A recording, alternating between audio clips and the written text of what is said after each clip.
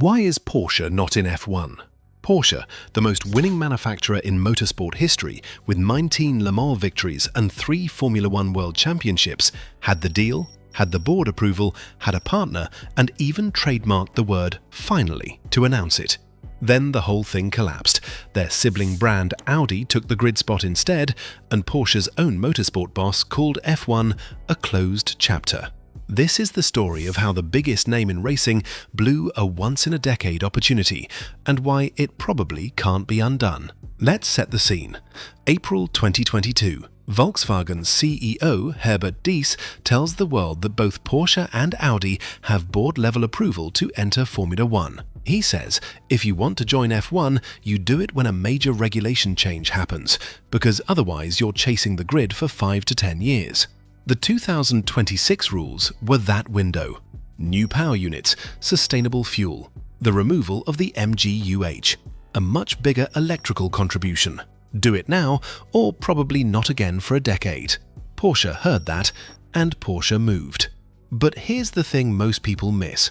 Porsche didn't show up as some unproven outsider. In the 1980s, Porsche designed turbo V6 engines, badged under the tag name, powered McLaren to 2 Constructors' Championships, 3 Drivers' titles, and 25 race wins. Lauda, Prost.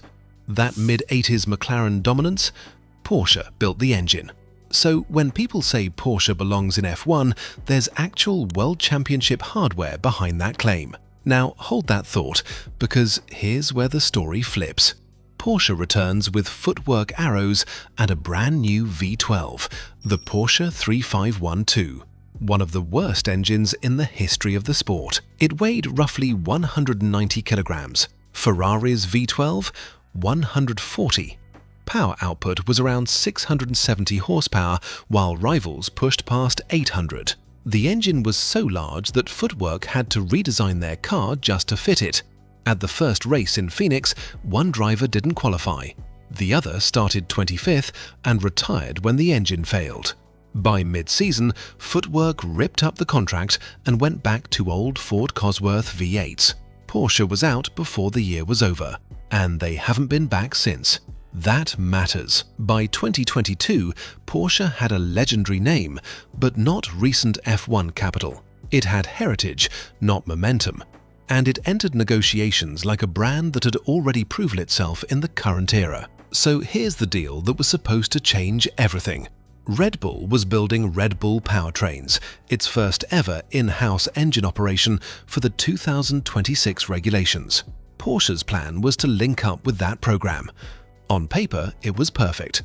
But the structure Porsche demanded is what destroyed it. Porsche wanted a partnership on an equal footing. That meant a 50% stake in Red Bull technology, plus co-ownership of the powertrain division. Morocco's Competition Council even published documents showing the acquisition was in process. Stop and think about that for a second.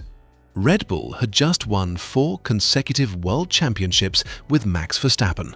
And Porsche, which hadn't competed in F1 for over 30 years, walked in asking for half the operation. Red Bull said no. Christian Horner cited strategic non-alignment and said the team wasn't willing to compromise its values and virtues. By September 2022, the talks officially ended. The trademark F1 Nally was never used. Now, you might be thinking, okay, the Red Bull deal failed, but surely Porsche explored other options. This is the part of the story that shifts from unfortunate to unforgivable. Pay attention to what happened next, because it tells you everything. Red Bull partnered with Ford for 2026. Horner was explicit.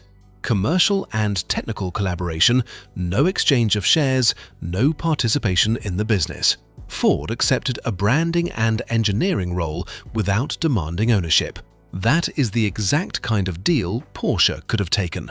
Porsche needed more. And while Porsche walked away, Audi executed. Same parent company, same board-level approval, same 2026 window. But Audi took the hard road. It bought into Sauber, eventually completing a full takeover, built an engine facility in Neuburg, Germany, opened a technology center in Bicester, England, hired Mattia Binotto from Ferrari, signed Nico Hülkenberg and Gabriele Bortoleto. And on March 8, 2026, the Audi Revolut F1 team debuted at the Australian Grand Prix. Same parent company, same opportunity. One brand is on the grid, the other trademarked a word it never got to say out loud. By August 2024, Porsche's motorsport boss Thomas Laudenbach called F1 a closed chapter. Porsche is now focused on Formula E, endurance racing with the 963, and customer GT programs.